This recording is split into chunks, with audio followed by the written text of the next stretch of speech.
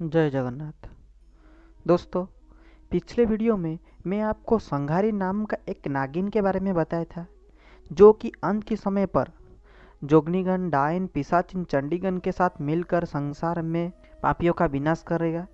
लेकिन आज की इस वीडियो में मैं आपको बताने जा रहा हूँ कि वो संघारी नाम का नागिन वो कहाँ से आएगा, कैसे पैदा होगा, उसे कौन किस मकसद के लिए निर्माण करेंगे, अगर वो यहाँ पर आएगा भी तो कहाँ पर्टिकुलर कौन सी जगह पर वो आएगा, वो क्या क्या करेगा, अटैक करेगा, कहाँ पर करेगा, और उसे पर्टिकुलर कौन से लोगों को टारगेट करने के लिए यहाँ पर भेजा गया था, ये भी आपको आज बताऊंगा। और इसकी आने वाले वीडियो में आपको मैं ये बताऊंगा कि भारत पाकिस्तान की युद्ध के पीछे संघारिणी का क्या भूमिका होगा, ये कैसे तीसरा विश्व युद्ध का भी अंजाम दे सकता है, वो यही सब चीज़ हम चर्चा करेंगे। तो फिर आइए आज का वीडियो शुरू करते हैं।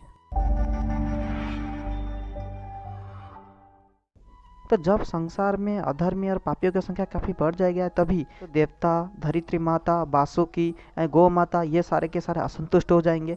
जब ये चारों असंतुष्ट हो जाएंगे तो ये क्या करेंगे कि अपनी असंतुष्टि को प्रकाश करने के लिए वैकुंठ जाएंगे। तो वैकुंठ गमन करेंगे, वो भगवान विष्णु से संपर्क करेंगे। तो वो भगवान विष्णु के सामने सब अपने अपने शिकायत रखेंगे। तो पहले देवता रखेंगे अपनी शिकायत, जो कि बोलेंगे कि जो महापुरुष अच्युतानंद अपनी मालिका भविष्य मालिका पर बताए थे, मर्त्य मानवे केही आम सानिध्य जाई देवता बोली आंभको मानिले नहीं, सेवा पूजा आंभर कले नहीं आबर, कहिले पथर पूजी कि अछि फल, आउ काहींकि आंभे मर्त्य रहिबु तेबे, विचार करंतु आंभ गुहारी एबे, घोर ए अपमान न पारिबु सहीण, प्राण तेजीबु पछे हे नारायण। यानी कि देवता शिकायत करते हुए बोलेंगे कि मर्त्यपुर में इंसान हमारी पूजा नहीं कर रहे हैं। अगर कोई उसे पूजा के लिए कहता भी है तो वो लोग कहते हैं कि पत्थर का पूजा करके हमें क्या फ़ायदा मिलेगा। यानी वो देवता को पत्थर कर रहे हैं। तो उसी समय पर देवता बोल रहे हैं कि ये हमारा घोर अपमान है, आवश्यक पड़ने पर हम अपने प्राण को त्याग कर सकते हैं, लेकिन इतनी घोर अपमान हम नहीं सह सकते, ये हमसे बर्दाश्त नहीं हो रहा है। प्रभु आप कुछ कीजिए, ये बहुत ही अपमान हमारा हो रहा है मर्त्यपुर में। पहले तो जो अधर्म अन्याय तो जो भी कर रहे हैं, पशु की तरह जिंदगी तो जी रहे हैं, उसके ऊपर भी हमारी घोर अपमान हो रहा है। तो देवता की ये शिकायत के बाद गौ माता जो है वो अपना शिकायत रखेंगे। गौ माता कहेंगे कि धरती में इंसान उसकी जो बछड़ा है, तो बछड़ा को ज़्यादा दूध नहीं पिलाते, सारे के सारे दूध वो अपने के लिए रख देते हैं। तो बछड़ा दुर्बल हो जाता है, बछड़ा दुर्बल होने से पूरी गोरू जाति भी दुर्बल हो जाता है। और जब गाय दूध देना बंद कर देते हैं तो उसे घर से निकाल देते हैं, या फिर अंत में क्या करते हैं कि उसे जवन के पास भेज देते हैं, यानी उससे मरने के लिए छोड़ देते हैं, और फिर वो जवन उन्हें भक्षण करता है, उनका हत्या करता है।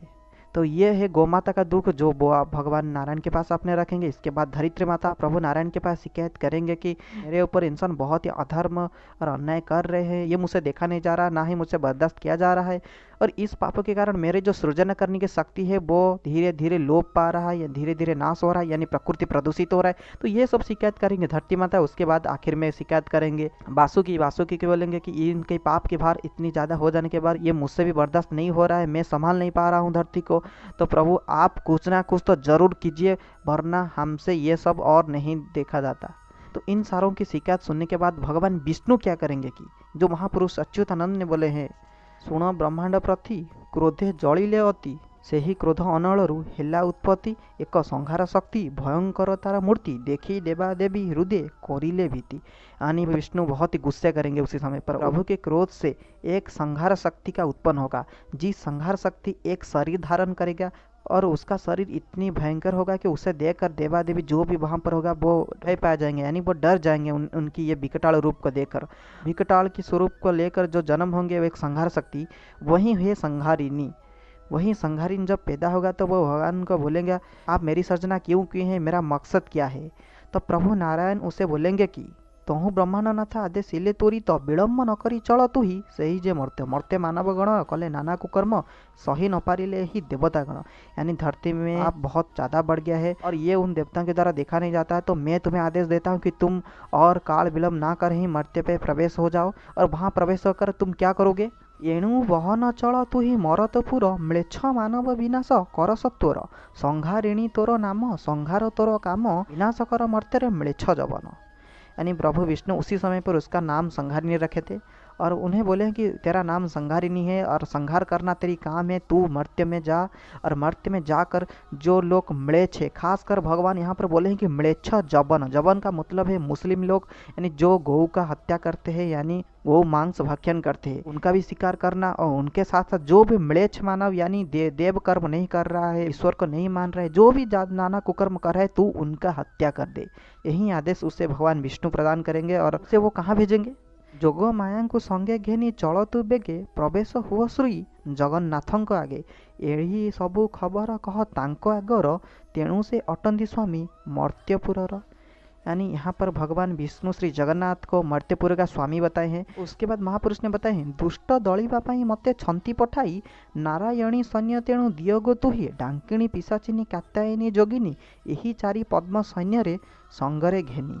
यानी भगवान विष्णु बोल रहे हैं संघारिणी को, तुम जोगमाया के साथ भगवान श्री जगन्नाथ के पास जाओगे और उन्हें बताओगे कि हमें भगवान विष्णु ने यहाँ पर भेजे हैं इन म्लेच्छ मानव की संहार करने के लिए। और उनसे क्या मदद मांगोगे तुम की? उनसे नारायणी सेना का मांग लेना। यानी प्रभु श्री जगन्नाथ के पास नारायणी सेना है, तुम उस नारायणी सेना की मदद लोगे और इस नारायण सैन्य के साथ तुम क्यात्ताइन जोगिन डायन पिशाचिन का संग में लेकर अपनी संहार लीला शुरू कर दोगे।